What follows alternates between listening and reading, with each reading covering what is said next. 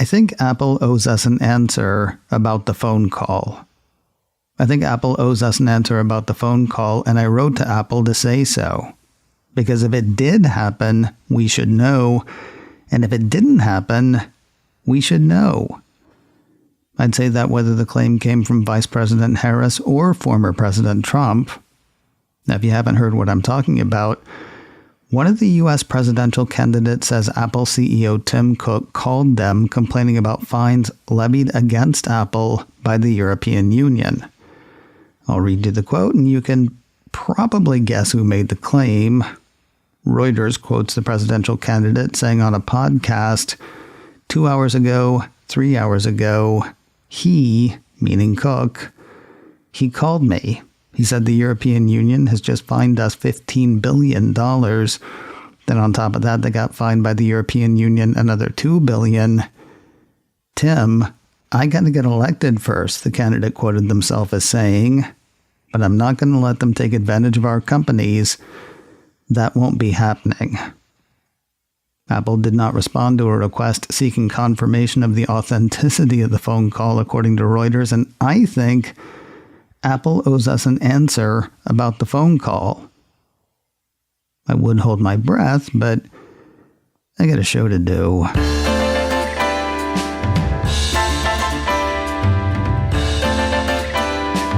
This is Mac OS Ken. An anniversary for Apple Pay, a new feature for the UK, and so many TV announcements. It is Friday, the 18th of October, 2024. I'm Ken Ray, and this is news from Mac OS Ken, brought to you by yours truly and supported by people like you, patrons through Patreon. Find out more and add your support at patreon.com/MacOSKen. I'm not sure whether yesterday was the exact anniversary of Apple Pay's arrival, but the Cupertino company spent yesterday celebrating the 10th anniversary of the service. This they did with a press release that included an open letter from Jennifer Bailey, the company's VP of Apple Pay and Apple Wallet. After laying out the initial vision for Apple Pay, a world where you could use your iPhone to seamlessly pay for everything, all while keeping your personal and financial information safe and private, Bailey said today, Apple Pay is used by hundreds of millions of consumers in 78 markets, at checkout on millions of websites and apps, in tens of millions of stores worldwide, and is supported by more than 11,000 bank and network partners. Of course, what's past is prologue. Initiatives ahead highlighted by Bailey include ways to redeem rewards and access installment loans through Apple Pay. Beyond her letter, the press release highlighted new features and partnerships, including access to flexible payment options from Klarna for users in the US and UK, installment payment options from eligible credit or debit cards when making online purchases with Apple Pay in a number of countries and with a number of banking partners, the ability to redeem rewards with eligible Discover credit cards through Apple Pay in the US, access to Apple Pay on third-party web browsers and computers, and next year, the ability to view PayPal balances when using the PayPal debit card in Apple Wallet. Wrapping her letter, Bailey wrote, "The last decade was an incredible journey, and we're thrilled that so many people around the world are enjoying the experience that Apple Pay and the Apple Wallet provide.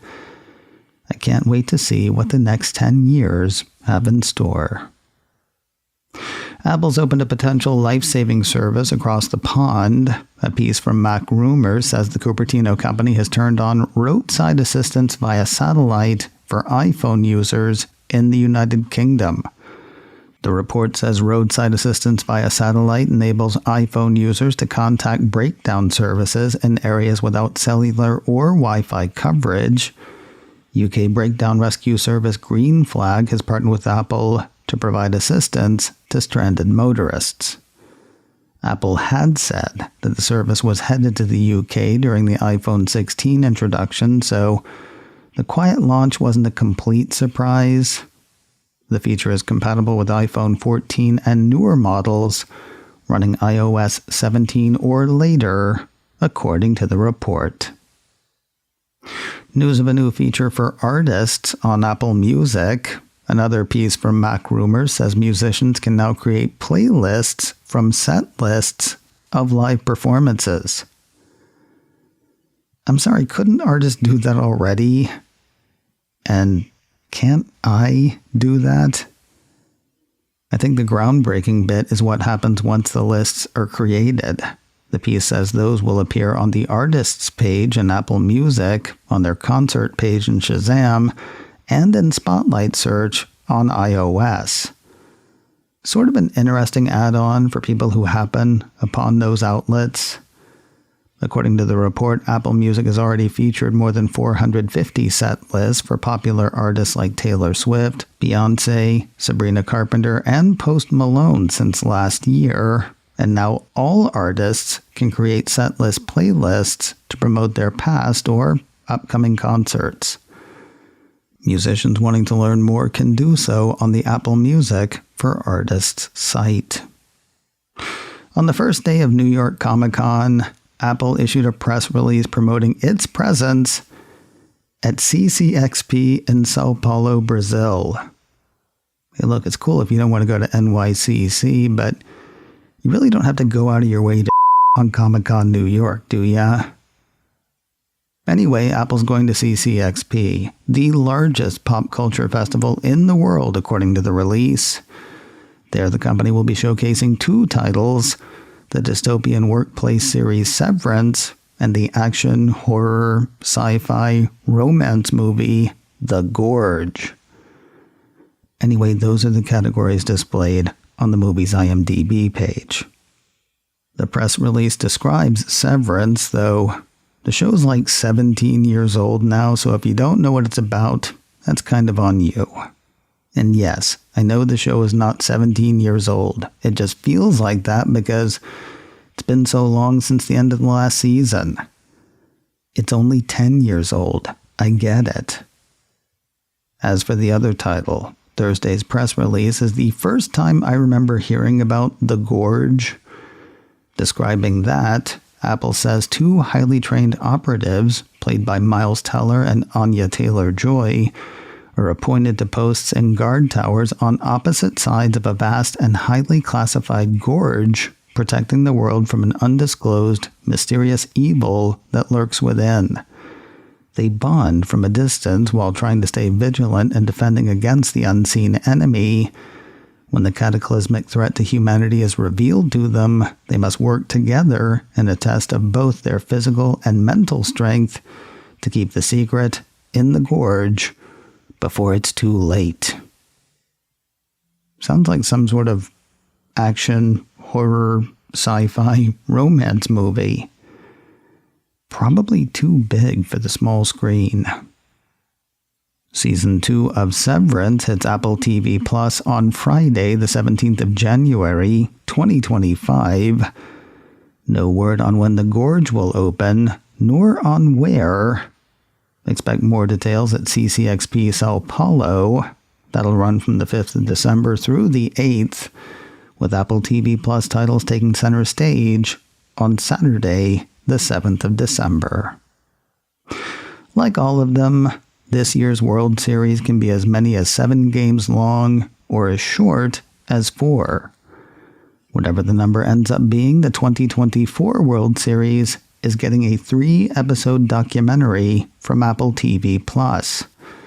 In another press release Thursday, the Cupertino streamer announced the first all-access docuseries exploring the dramatic, high-stakes world of Major League Baseball's World Series and each team's battle to capture the most storied trophy in American sports, the Stanley Cup. I'm sorry, a World Series championship. Lots of big names behind the scenes and behind the camera. The project is produced in partnership with Major League Baseball, along with Derek Jeter and Imagine Entertainment's Ron Howard and Brian Grazer. Behind the camera, R.J. Cutler is directing. He directed the Apple TV Plus doc, Billie Eilish, The World's a Little Blurry. Apple says the new 3-part documentary event offers a never-before-seen view while highlighting all of the most powerful moments of the 2024 World Series, with exclusive access to behind-the-scenes coverage, including interviews with players, coaches, fans, journalists, and family members. The series takes fans through the unforgettable milestones on each team's journey. Or will. No title for the docuseries at this point. No word on a release date either. No offense to baseball fans, but Apple announced a more important documentary offering on Thursday. In an incredibly short press release, the company announced a release date and trailer for the film Bread and Roses, offering a window into the seismic impact that the fall of Kabul to the Taliban in 2021 had on women's rights and livelihoods. The release says the documentary follows 3 women in real time as they fight to recover their autonomy. Malala Yousafzai and Jennifer Lawrence are among the film's producers. Helmed by 1,000 Girls Like Me director Sarah Mani, Bread and Roses will premiere globally on Friday, the 22nd of November on Apple TV+.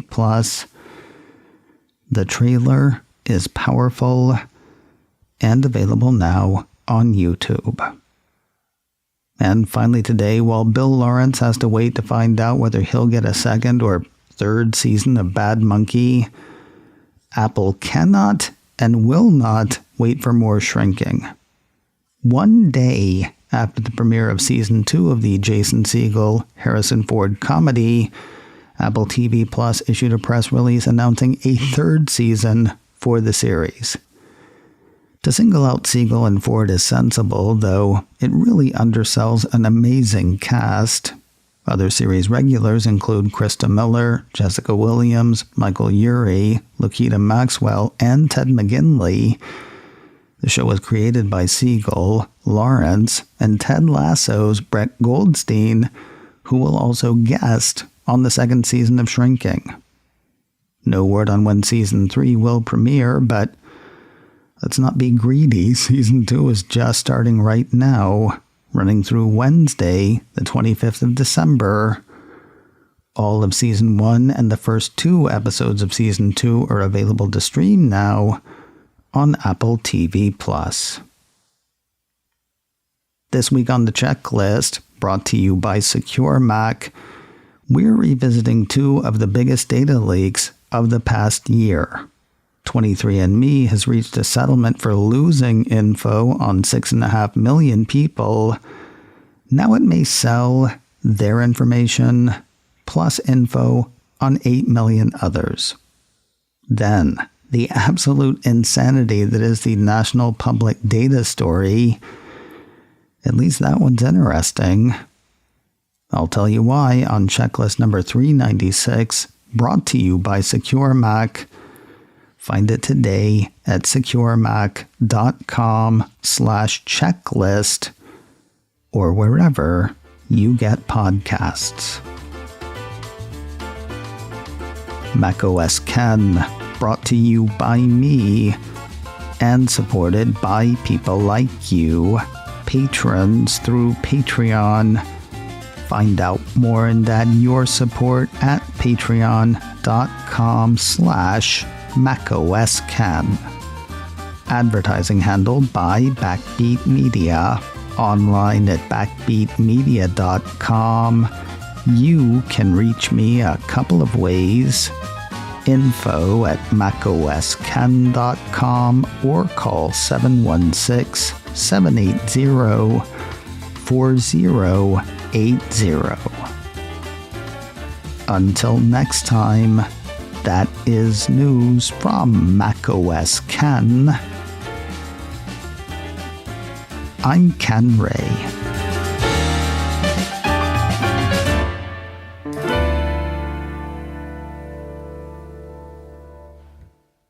Ciao.